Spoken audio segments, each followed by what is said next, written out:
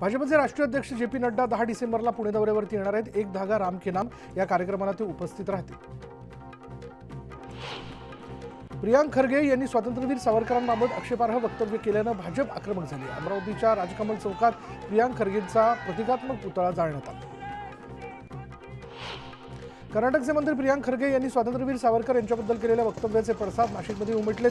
मनमाड, मालेगावसह नाशिक जिल्ह्यातील ग्रामीण भागात भाजपने जोडे मारो आंदोलन केलं, तर वीर सावरकर यांच्या प्रतिमेला दुग्धाभिषेक करण्यात आला।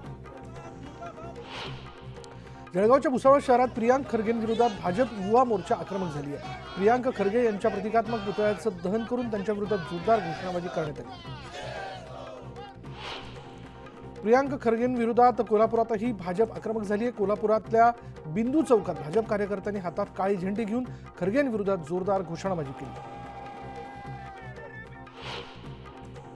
विरोधकांनी अधिवेशनात आज कापसाच्या मुद्द्यावरून पायऱ्यांवर आंदोलन केलं। कापसाला योग्य भाव द्यावा आणि ज्या शेतकऱ्यांच्या कापसाचं अवकाळी पावसानं नुकसान झालंय त्यांना तातडीनं भरपाई देण्याची मागणी करण्यात आली आहे।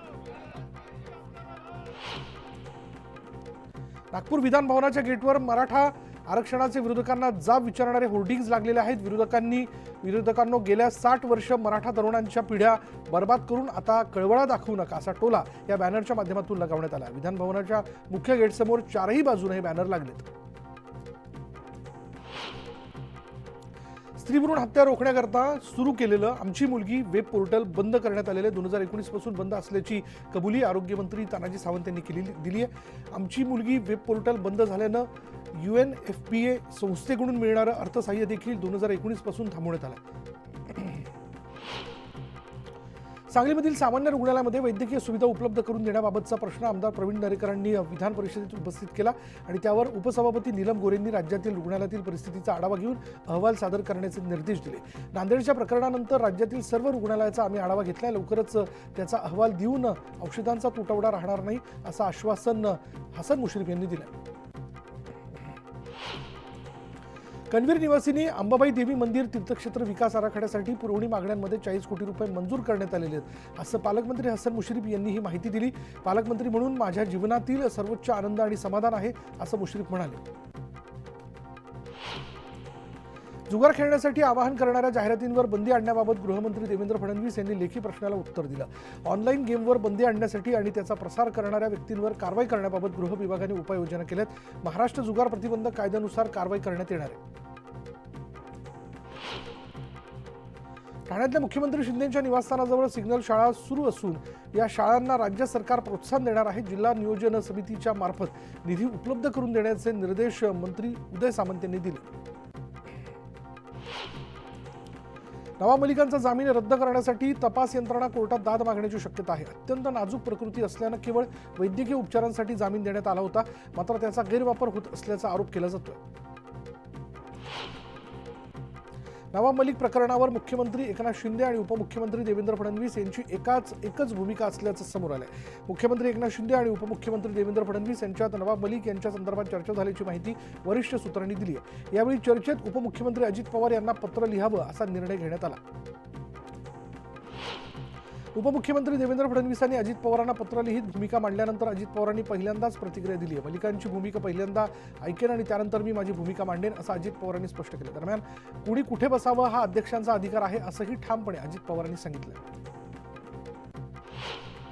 महायुतीत मिठाचा खडा पडण्याची गरज नाही असं वक्तव्य सहकार मंत्री दिलीप वळसे पाटलांनी केलंय। देवेंद्र फडणवीसांनी पत्र पाठवणं बरोबर आहे, मात्र ते पत्र जाहीर करायला नको होतं असं वळसे पाटील म्हणालेत। नवाब मलिकांबाबत अजित पवारच निर्णय घेतील असं वळसे पाटील यांनी स्पष्ट केलं। नवाब मलिक प्रकरणी भाजपची भूमिका स्पष्ट आहे आणि त्यामुळे संजय राऊतांचं वक्तव्य गांभीर्याने घ्यायची गरज नाही असं भाजप नेते प्रवीण दरेकर यांनी म्हटलेलं आहे। उद्धव ठाकरे यांनी मलिकांचं समर्थन केलं होतं असा टोला देखील दरेकरांनी लगावला। विधान परिषदेचे विरोधी पक्षनेते देवेंद्र फडणवीस यांना पत्र लिहिण्यात आलं आणि त्यांनी पत्र लिहिलंय। अंबादास दानवेंनी हे पत्र लिहिलंय आणि त्यांना नवाब मलिक यांच्याबाबत भाजपच्या भूमिकेसोबतच प्रफुल्ल पटेल यांच्यावरूनही प्रश्न उपस्थित केला। प्रफुल्ल पटेल यांचीही संपत्ती ईडीने जप्त केली होती आणि त्याबाबत भाजपची भूमिका काय असा सवाल दानवेंनी उपस्थित केला। केंद्र शासनाने कांदा निर्यातीवर 31 मार्च 2024 पर्यंत बंदी घातली आहे. सरकारच्या या निर्णयामुळे कांदा व्यापाऱ्यांसोबत शेतकऱ्यांमध्ये तीव्र नाराजी पाहायला मिळते. मनमाड, लासलगावसह बहुतांश बाजार समित्यांमध्ये कांद्याचे लिलाव सुरू झालेले नाहीत. केंद्र सरकारने ऊसापासून इथेनॉल निर्मितीवर बंदी घातल्याने स्वाभिमानी शेतकरी संघटना आक्रमक झाली असून सरकारच्या निर्णयाची होळी करण्यात आली. देशात साखर कमी पडून साखरेचे दर वाढतील या भीतीने केंद्राने इथेनॉल निर्मितीवरील घातलेली बंदी तातडीने मागे घ्यावी अशी मागणी स्वाभिमानी शेतकरी संघटनेचे नेते राजू शेट्टी यांनी केली. केंद्र सरकारने कांदा निर्यात बंदी केल्यामुळे शेतकरी आक्रमक झालेत. मालेगावच्या उमराणी इथे मुंबई आग्रा महामार्गावर संतप्त शेतकऱ्यांनी रास्ता रोको केला. केंद्र सरकारने निर्यात बंदी लागू केल्यानं नाशिकमध्ये कांद्याचे भाव कोसळलेत. नाशिक जिल्ह्यातील कांदा बाजारात शेतकऱ्यांनी हे लिलाव बंद पाडले असून सरकारविरोधात घोषणाबाजी करण्यात येते. सरकारने हा निर्णय तात्काळ मागे घ्यावा अशी मागणी स्वाभिमानी शेतकरी संघटनेने केली. यंदा समाधानकारक पाऊस न झाल्यानं छत्रपती संभाजीनगरमधल्या कन्नड तालुक्यातील मका पिकाच्या लागवडीवर त्याचा मोठा परिणाम झाला. दीर्घकाळ विश्रांती घेतलेल्या पावसामुळे आतापर्यंत फक्त 2539 हेक्टर क्षेत्रावर पिकांची लागवड झाली असून शेतकरी चांगलेच हवालदिल झाले. केंद्र सरकारने इथेनॉल निर्मिती बंदीचा निर्णय घेतल्यामुळे महाराष्ट्र राज्यातील सुमारे 150 इथेनॉल प्रकल्पांना याचा थेट फटका बसणार आहे. केंद्राच्या या निर्णयामुळे साखर कारखान्यांबरोबरच ऊस उत्पादक शेतकऱ्यांना सुमारे 6500 कोटींचा फटका बसण्याची भीती पंढरपूरच्या विठ्ठल सहकारी साखर कारखान्याचे अध्यक्ष अभिजित पाटील यांनी व्यक्त केली. डिसेंबर महिना लागताच शहापूर तालुक्यात पाणी टंचाईची झळ जाणवू लागल्यात. आघाणवाडी इथे विहिरींनी तळ गाठला असून नागरिकांवर दूषित पाणी पिण्याची वेळ आली. पेण तालुक्यातील खारेपाट भागात पाणी टंचाईचा सामना करावा लागतोय. शासन दरबारी अनेकदा तक्रार करूनही उपाययोजना न केल्यानं नागरिक आक्रमक झालेत. नागरिकांनी आमरण उपोषण सुरू केलं असून तात्काळ पिण्याच्या पाण्याचा प्रश्न सोडवावा अशी मागणी करण्यात आली. बीड जिल्ह्यात ढगाळ वातावरण असून त्याचा हरभरा पिकावर परिणाम झाला. हरभऱ्याच्या पिकावर घाटे अळीचा प्रादुर्भाव झाला असून रोजचा फवारणीचा खर्च परवडत नसल्यानं शेतकरी हवालदिल झाले. यवतमाळ जिल्ह्यात झालेल्या अवकाळी पावसामुळे फळबागधारकांचं मोठं नुकसान झालंय. या पावसात केळीच्या बागा उद्ध्वस्त झाल्यामुळे शेतकऱ्यांचं लाखो रुपयांचं नुकसान झालंय. मात्र अद्यापही महसूल आणि कृषी विभागाकडून पंचनामे न झाल्यानं शेतकरी संताप व्यक्त करतात. भंडारा जिल्ह्यात अवकाळी पावसामुळे मिरची पिकाचं मोठं नुकसान झालंय. शिरसोली इथल्या व्यापाऱ्यांनी शेतकऱ्यांकडून 20 लाखांच्या लाल हिरव्या मिरच्या खरेदी केल्या आणि वाळवण्यासाठी ठेवल्या होत्या. मात्र पावसात या मिरच्या भिजल्यामुळे व्यापाऱ्यांचं 5 ते 6 लाखांचं नुकसान झालंय. जालन्याच्या अंबड तालुक्यातील वडीगोद्री परिसरात पहाटे दाट धुक्याची चादर पसरल्याचं पाहायला मिळालं. दृश्यमानता शून्य झालेली होती आणि वातावरणात गारवा निर्माण झाला असून तापमानात घट झाली असून या धुक्याचा शेती पिकांसह फळबागांवर परिणाम होण्याची शक्यता आहे. 15 दिवसांपूर्वी वादळी वाऱ्यासह झालेली गारपीट आणि मुसळधार पावसाचा सर्वाधिक फटका द्राक्ष बागांना बसलेला आहे. लासलगावच्या वाकी खुर्द इथे शेतकरी रामनाथ जगताप या शेतकऱ्यानं 3 एकरावरील द्राक्ष बागेवर कुऱ्हाड फिरवली आहे. बागेवर केलेला 8 ते 9 लाख रुपये खर्च या अवकाळीनं वाया गेला. छत्रपती संभाजीनगर जिल्ह्यातील पैठणच्या जायकवाडी धरणावर 15,000 एकरवर प्रस्तावित असलेला तरंगता सौर ऊर्जा प्रकल्प तात्काळ रद्द व्हावा यासाठी पैठण शहरातील डॉक्टर बाबासाहेब आंबेडकर पुतळ्यासमोर 75 मच्छीमारांनी बेमुदत उपोषण सुरू केलं आहे. कहार, भिल्ल, कोळी आणि भोई समाजातील 2000 पेक्षा अधिक मासेमारी करणाऱ्या कुटुंबातील पुरुष आणि महिला यात सहभागी झाल्या.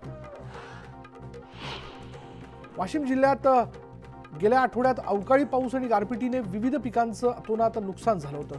पीक नुकसानींपैकी 20,756 हेक्टर क्षेत्रातील पिकांचे पंचनामे झाले तर काही ठिकाणी पंचनामे बाकी असल्यानं अंतिम पीक नुकसान अहवाल आयुक्तांकडे सादर करण्यास विलंब होणार आहे. शेतकऱ्यांना पीक नुकसानीच्या मदतीसाठी आणखी काही दिवस प्रतीक्षा करावी लागणार आहे. बारामती शहर परिसरात धुक्याची चादर पसरली आहे. वाहन चालकांना दृश्यमानता कमी असल्यानं वाहन चालवताना कसरत करावी लागते. मुंबईतील कोस्टल रोड प्रकल्पाच्या पुढील टप्प्यातील कामासाठी एकूण 6 कंपन्या शर्यतीत आहेत. यामध्ये 16,621 कोटी अंदाजे खर्च येणार असून या प्रकल्पासाठी ऑगस्ट महिन्यात निविदा मागवण्यात आलेल्या होत्या. पुढील कोस्टल रोडचा टप्पा वर्सोवा ते गोरेगाव, गोरेगाव ते मालाड, मालाड ते चारकोप, चारकोप ते गोराई, गोराई ते दहिसर असा टप्पा आहे. साईबाबा संस्थानने मंदिराशेजारी असलेल्या रस्त्यावर केलेलं अतिक्रमण कधी हटवणार असा प्रश्न उपस्थित करण्यात आला. गेल्या अनेक वर्षांपासून गावचा मुख्य रस्ता बंद आहे. 2012 साली जिल्हाधिकाऱ्यांनी हे अतिक्रमण काढून घ्यावं असे आदेश दिले होते. मात्र आदेश देऊनही कायद्याची पायमल्ली केली जात असल्याचा आरोप ग्रामस्थांकडून केला जातोय. भिंगार छावणी परिषद विसर्जित करून त्याचा समावेश अहमदनगर महानगरपालिकेत करावा अशी मागणी अनेक वर्षांपासून होती आणि या पार्श्वभूमीवर हालचाली सुरू झाल्यात। मात्र स्थानिक नगरसेवकांनी याला विरोध केला आणि त्यामुळे हे आश्वासन पूर्ण होणार की फक्त आश्वासन ठरणार याकडे नगरकरांचं लक्ष लागलं।